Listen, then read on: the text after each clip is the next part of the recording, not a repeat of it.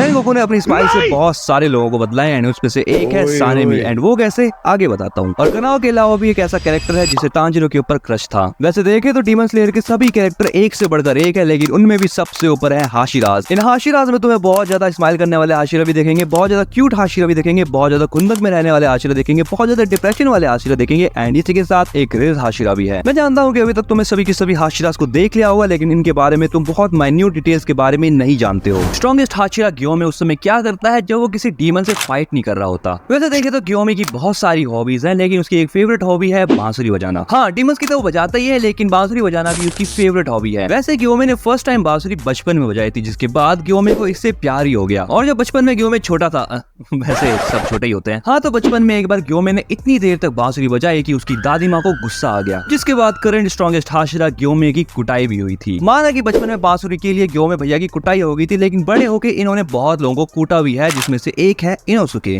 तो जरा इसको ध्यान से सुनना, मजा आएगा। तो जैसा कि हम सबको पता है कि हमारा बोर हेड बउआ यानी Lord of mountain Lord Inosuke, जो कि सबको फाइट के लिए चैलेंज करता रहता है, लेकिन एक बार इसने गलत बंदे से पंगा ले लिया, जो कि था ग्योमे। अब वो ये था कि इनोसुके ने हाशिरा ट्रेनिंग के आसपास ग्योमे को चैलेंज कर दिया था फाइट के लिए। लेकिन कमाल की बात यह है कि ग्योमे तैयार भी हो गया और ये फाइट चली पूरे 5 सेकंड। ग्योमे ने बस एक घुसे में इनोसुके को जमीन के अंदर घुसा दिया। तो यहाँ पर मुझे ये लगता है कि इनोसुके को उस समय ग्योमे की स्ट्रेंथ के बारे में पता लग गया होगा, लेकिन स्ट्रेंथ के मामले में एक और हाशिरा बहुत ऊपर है, जिसका नाम है मित्सुरी। अब भले मित्सुरी डीमंस के सामने अपनी स्ट्रेंथ को शो करती है, लेकिन उसकी एक बहुत प्यारी साइड भी है। वो सबके साथ फ्रेंडली रहती है, चाहे वो ह्यूमन हो या एनिमल। बट उसका फेवरेट एनिमल कौन सा है? और अगर तुम्हारे दिमाग में ये बात आ रही होगी कि उसे ओबनाई का स्नेक पसंद है, तो ऐसा नहीं है। मित्सुरी को कैट्स बहुत प्यारी लगती है। अब हम मित्सुरी की फेवरेट एनिमल के बारे में जान ही चुके हैं, तो बाकी हाशिरा को कैसे छोड़ सकते हैं। ओबनाई का फेवरेट एनिमल है उसका स्नेक, जिसका नाम है काबुरामारू। तो तुमने ओबनाई के फेवरेट एनिमल के बारे में गैस कर ही लिया होगा, बट सानिमी का क्या? खैर, सानिमी का फेवरेट एनिमल तो नहीं, लेकिन एक फेवरेट इंसेक्ट जरूर है, जिसका नाम है जैपनीज राइनोसोरस बीटल। और ये दिखने में बिल्कुल सानिमी की तरह ही बैडएस होते हैं। बात करें अगर टेंगन की, तो उसको उसके जिम रैट्स बहुत ज्यादा पसंद है। मोइचिरो को उसकी फीमेल क्रू बहुत पसंद है। वेल, अभी 4 हाशिराज बच गए हैं एंड इनके बारे में मैं तुम्हें आगे बताता हूँ। मगर पहले बात करते हैं शिनोबु की। हम जानते हैं कि शिनोबु बहुत ज्यादा चीयरफुल रहती है हर समय, लेकिन टाइम आने पे ये बहुत ज्यादा रूड भी हो जाती है। जैसे कि वो अपने यूनिफॉर्म के लिए बढ़ गई थी अपनी ड्रेस डिजाइनर के ऊपर। हमने ये चीज देखी है कि शिनोबु की ड्रेस और मित्सुरी की ड्रेस में बहुत ज्यादा डिफरेंस है। मित्सुरी को वैसे कोई कंप्लेंट नहीं हुई अपने यूनिफॉर्म से, लेकिन शिनोबु को बहुत ज्यादा कंप्लेंट थी। इसके बाद शिनोबु ने ड्रेस डिजाइनर माइडा के सामने उस ड्रेस को जला दिया था। लेकिन मित्सुरी और शिनोबु का रिलेशन बहुत ज्यादा वियर्ड है, और एक्चुअली में ये वियर्ड इसलिए है क्योंकि ये दोनों बहुत चीजों पे एग्री करते हैं, बहुत चीजों पे नहीं करते। एग्जांपल के लिए तुम ये ड्रेस वाली बात ले लो, बट इन दोनों की दोस्ती बहुत गहरी हुई है। शिनोबु को मित्सुरी को अपने लाइफ के बारे में बताना बहुत अच्छा लगता है, एंड मित्सुरी शिनोबु को खाना पकाना सिखाती है। वैसे मुझे नहीं लगा था कि मित्सुरी को खाना पकाना भी आता होगा। तो थोड़ी देर पहले बडीज मैं तुम्हें ये बात बताई थी कि मित्सुरी को कैट बहुत ज्यादा पसंद है, लेकिन मित्सुरी की दोस्त शिनोबु को कैट से नफरत है। लेकिन यहाँ पे शिनोबु को एक ऐसा जानवर पसंद है जो कि उसी की तरह एबिलिटी शो करता है, जो कि है फुगु। अब फुगु एक टाइप की मछली होती है जो कि बहुत ज्यादा पॉइजनस होती है। शिनोबु और फुगु में एक चीज बहुत ज्यादा कॉमन है, एंड वो है पॉइजन। हम ये बात जानते हैं कि शिनोबु डीमंस को मारने के लिए अपने पॉइजन का यूज करती है, और सेम इसी की तरह ही फुगु फिश जो है वो खतरा महसूस होने पे अपने आप को फुला देती है एंड पॉइजन छोड़ती है। लेकिन जरा एक मिनट रुको, मैंने अभी तक तुम्हें पूरी चीज नहीं बताई है। एक्चुअली में फुगु शिनोबु की पेट गोल्ड फिश का नाम है। वैसे देखे तो गोल्ड फिश और फुगु दोनों ही एक अलग स्पीसीज है, बट मैंने यहाँ पे एक एस्टिमेट लगा लिया। रेनगोकू और ग्यूगा कोई ऐसे स्पेसिफिक फेवरेट एनिमल नहीं है, बट फैनन के अकॉर्डिंग अगर बात करें तो रेनगोकू का फेवरेट है टाइगर एंड ग्यू का फेवरेट है डॉल्फिन। ठीक है, अब यहाँ पे सानिमी को सेंटर में लाते हैं एंड इसके ऊपर बात करते हैं। सानिमी का ब्लड एक मारिची ब्लड है, लेकिन वो अपने ब्लड के ऊपर प्राउड करे या ना करे, वो अपने 6 पैक के ऊपर बहुत ज्यादा प्राउड करता है। और यही रीजन है कि सानिमी के शर्ट के बटन हमेशा खुले रहते हैं, और ऐसा करने का बस एक ही रीजन है कि वो दिखाना चाहता है कि भाई मैं देखो कितना ज्यादा सुपीरियर हूँ। तो सानिमी एक फ्लैशी हाशिरा है, लेकिन इससे भी ज्यादा फ्लैशी एक हाशिरा है जो कि है टेंगन। जिस टेंगन को तुम अभी स्क्रीन पे देख रहे हो, एक्चुअली में ये ऐसा कभी था ही नहीं। टेंगन का ओरिजिनल डिजाइन कुछ ऐसा दिखता था। टेंगन के ओरिजिनल डिजाइन में इसके मुंह पर बहुत सारे बैंडेजेस लगे हुए थे लाइक मम्मी, और हाथों पर स्लीव्स भी थे सन से प्रोटेक्शन के लिए। लेकिन जो इस डिजाइन में सबसे घटिया चीज थी वो था इसका मस्कुलर ना होना। मतलब डिजाइनर ने क्या सोच के बनाया था इसको? क्या है ये, हॉस्पिटल से भागा हुआ मरीज या पिरामिड की कोई मम्मी? अच्छा हुआ कि इसके डिजाइन को राइटर ने चेंज कर दिया। लेकिन एक और चीज अच्छी है इसके बारे में, एंड ये है इसकी वाइफ। सबसे पहले यहाँ पे टेंगन की सबसे अजीब वाइफ सुमा की बात करते हैं। यहाँ पर टेंगन की शादी सुमा की छोटी बहन से होने वाली थी, लेकिन यहाँ पे सुमा बहुत ज्यादा रोने लग गई, इसलिए उसकी शादी सबसे पहले करवा दी। वेल, सुमा के बारे में ये चीज अजीब नहीं है। जो चीज अजीब है वो ये है कि इसको मैन और वुमन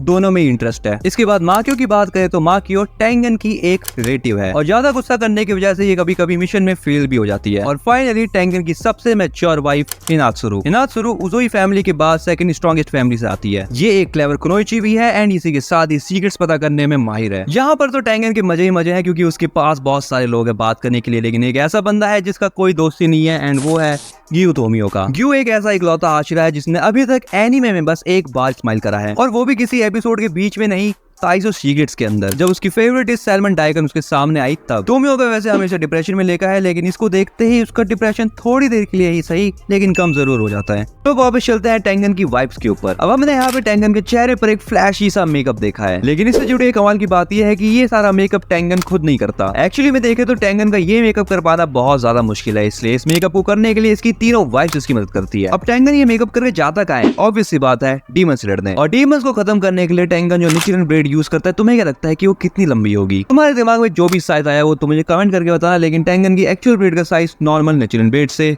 बहुत बड़ा है। इस ब्लेड की हाइट के साथ साथ इस ब्लेड का वेट भी बहुत ज्यादा है, क्योंकि इस ब्लेड को कोई भी नॉर्मल डीमन स्लेयर चला नहीं सकता। जिन ब्लेड्स को टेंगन अपने दोनों हाथों का यूज करके बहुत बढ़िया तरीके से चलाता था, उसमें से एक हाथ जा चुका है, लेकिन इस चीज की फोर्स शैडोइंग पहले हो चुकी है। डीमन स्लेयर फोर्स शैडोइंग करने के मामले बहुत ज्यादा उस्ताद है, जैसे कि हम इनकी ओपनिंग्स में ही देख सकते हैं कि जो बंदा लेफ्ट मुड़ेगा वो बचेगा, और जो राइट मुड़ा वो 100 से बाहर हो गया, जैसे कि रेनगोकू। अब बड़ी तुम्हारे दिमाग में एक क्वेश्चन आ रहा होगा कि यार यूरो सेजी, टेंगन तो यार लेफ्ट मुड़ा है, लेकिन यार इसका हाथ कैसे कट गया? अब बड़ी तुम यहाँ पे टेंगन का हाथ देखो कि कौन सा डायरेक्शन में है, एंड इसी के साथ साथ ही कौन सा हाथ है? लेफ्ट। और यही वजह है कि फोर्स शैडोइंग की रूल की वजह से टेंगन के हाथ को जाना ही था। हमें पता है कि तांजिरो ने एंटरटेनमेंट डिस्ट्रिक्ट आर्क में टेंगन की बहुत ज्यादा मदद की थी अपर मून 6 से लड़ने में, इसलिए टेंगन भी ये चाहता था कि तांजिरो एक हाशिरा बने। तो हाँ, तांजिरो एक रिज हाशिरा है, और देखे तो इसकी रिज ब्रीथिंग बहुत ज्यादा खतरनाक है, इससे कोई भी नहीं बच पाया, यहाँ तक कि आओई भी नहीं। आओई को तांजिरो के ऊपर क्रश था, लेकिन उसने देखा कि भाई तांजिरो को तो कनाव के साथ बहुत ज्यादा मजे आते हैं, और इसी वजह से आओई ने कभी तांजिरो को अपनी फीलिंग्स नहीं बताई। लेकिन तांजिरो भी अपनी दिल की फीलिंग रेनगोकू को नहीं बता पाया था कि वो उसकी कितनी रिस्पेक्ट करता है, क्योंकि रेनगोकू बहुत ज्यादा नाइस और अच्छा बंदा था। रेनगोकू इतना अच्छा बंदा था कि वो मोइचिरो की बहुत ज्यादा फिक्र करता था, एंड हाशिरा मीटिंग के बाद वो हमेशा अपना लंच बॉक्स मोइचिरो को दे देता था, ताकि मोइचिरो हेल्दी और स्ट्रॉन्ग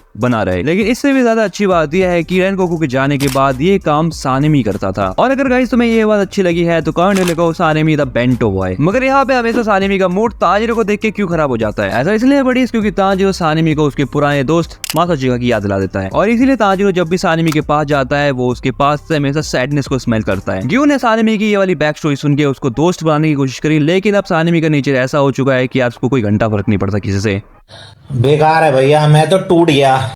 और रेनगोकू को भी इस बात से कोई घंटा फर्क नहीं पड़ता कि उसका क्रो कैसा दिखता है, क्योंकि वो अपने क्रो को बहुत परफेक्ट मानता है। तो बाकी हाशिरास को देख सकते हो, वो सभी के सभी अपने क्रोज को बहुत ज्यादा सजा के रखते हैं। रेनगोकू का सभी के साथ बहुत अच्छा रिलेशन था, एंड इनमें से एक इसका भाई भी है। सेंजुरो अपना बर्थडे हमेशा अपने बड़े भैया के साथ ही सेलिब्रेट करता था, क्योंकि तुम जानती हो ना कि उसके फादर कैसे हैं, और यही वजह है कि ये बेचारा अपना बर्थडे सेलिब्रेट ही नहीं करता। अब यहाँ पे तो सेंजुरो अपना बर्थडे सेलिब्रेट नहीं करता, लेकिन क्यूजुरो अपना खाना खाते समय बहुत ज्यादा सेलिब्रेट करता है, एंड वो कहता है उमाए। और अभी तक हमने बस इसका उमाए ही सुना था, लेकिन ये एक और चीज कहता है, और ये चीज मैंने बहुत ज्यादा खोज की निकाली है। रेनगोकू अक्सर नॉर्मल खाना खाते समय कहता है उमाए, लेकिन जब वो स्वीट पोटैटो खाता है तब वो कहता है ही हो ही हो। अब यहाँ पर रेनगोकू ने खाना तो खा लिया, लेकिन उसे पचाने के लिए रेनगोकू भागता भी है, लेकिन जब वो किसी डीमन के पीछे भागता है या जब भी कभी भागता है तो शेकिंग होने लग जाती है उसके आसपास। और जब ये मूवमेंट ट्रेन में भाग रहा था तब भी तुमने एक शेक इफेक्ट देखा होगा। अब रेनगोकू का बेस्ट फ्रेंड टेंगन जो है वो नील वॉइस लगाता है, लेकिन उसके नील वॉइस में एक कमाल की डिटेल छुपी हुई है। तुम यहाँ पर इसके नील के कलर बहुत ज्यादा ध्यान से देखो, ये है पिंक